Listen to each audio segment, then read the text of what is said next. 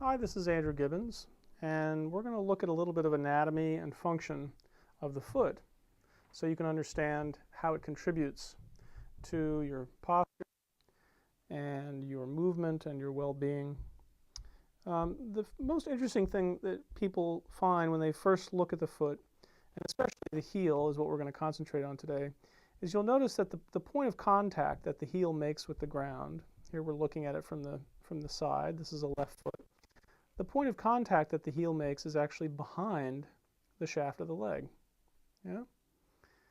It's not in front or directly underneath. It's behind. And that's for a very good reason. It makes it harder to fall backwards when you have something around behind you. But for some people, this is actually kind of startling to realize that the heel doesn't stand directly underneath the shaft of the leg, but that it sits behind. And so the next question is usually, well, what part of the heel is directly underneath the leg? And we're going to change the orientation of the foot in a moment, but I just want you to see it from the side. Can you see this particular part of the heel here, this little lip right along through here? This is actually part of this huge bone here, the calcaneus. And if we look at it from the back, I'll slowly turn it, you can see how not only is the heel not really directly underneath the leg when you look at it from the side, but it's not directly underneath the shaft when you look at it from the back. Yeah?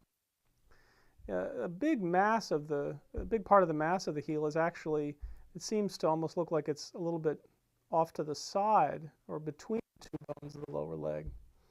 Now, in truth, of course, the foot moves and it's designed to turn and twist this way and that to accommodate different kinds of positions of your leg. But the main thing here is just to be able to see that this little ledge here, this little ledge is really sitting directly underneath the shaft of this weight-bearing portion of the lower leg. That's your shin bone. It's called the tibia. And so now that we've seen it from the side, there it is again, right there, and you've seen it from the back, let's take a look at it from the bottom. Yeah.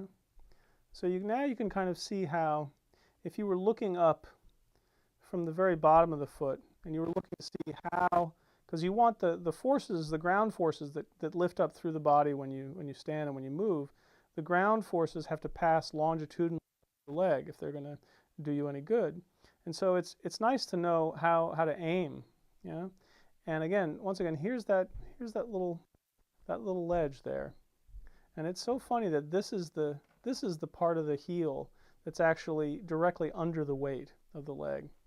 This is the point that's maybe touching the ground, but this is the part that's snugged up underneath your ankle and up underneath the shaft of the lower leg. Now, the anatomy books, some of the anatomy books that I have, they're written in England, they refer to this as a stout little ledge. Yeah? The Latin name is, it's called the sustentaculum talus, because this little ledge here sits underneath this here. This is the ankle bone that's also called the talus. And so this little ledge sits snugged up underneath the talus. The foot can glide forward and back underneath as you take a step and do all kinds of different things with yourself. But the idea is that the support of that ledge has to maintain its integrity no matter what you do. And the problem is that most of us don't have any training, so we don't really know that this exists. This stuff is hidden all inside unless somebody shows it to you. And so for a lot of people, they have the tendency that as they come onto their foot, they do something called pronate, or they have what is commonly referred to as flat feet. And when we pronate, we tend to stand so that the weight of the body is falling a little bit more towards the inside edge of the foot. So that's a lot of body weight coming down and shearing across the axis. And it causes problems, it causes strain, of irritation, inflammation to the muscles in the bottom of the foot, it creates problems in the spine, etc. But it's just important to understand that when that pronation is taking place, this little ledge here is actually falling down out from underneath the leg, and the body weight, of course, is cast on top of it. And that's a really inefficient way to find stability in standing. It doesn't allow you to move very easily. So this ledge is just an important landmark to understand when you're starting to explore using awareness through movement lessons, or even if you're just standing waiting for your train or your bus in the morning, that while the point of support on the ground is back here, the internal place where the heel connects and supports up underneath the leg is actually much farther forward.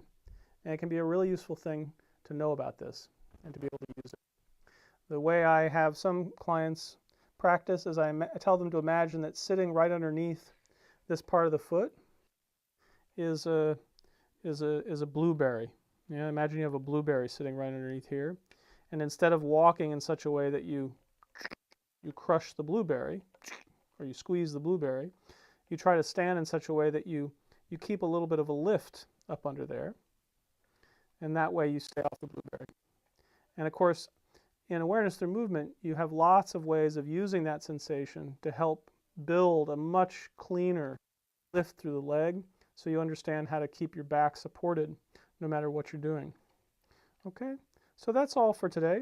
Just an initial look into and the function of the heel, and a little bit of an understanding of what this, whoop, something fell, what this stout little ledge can do for you once you know about it.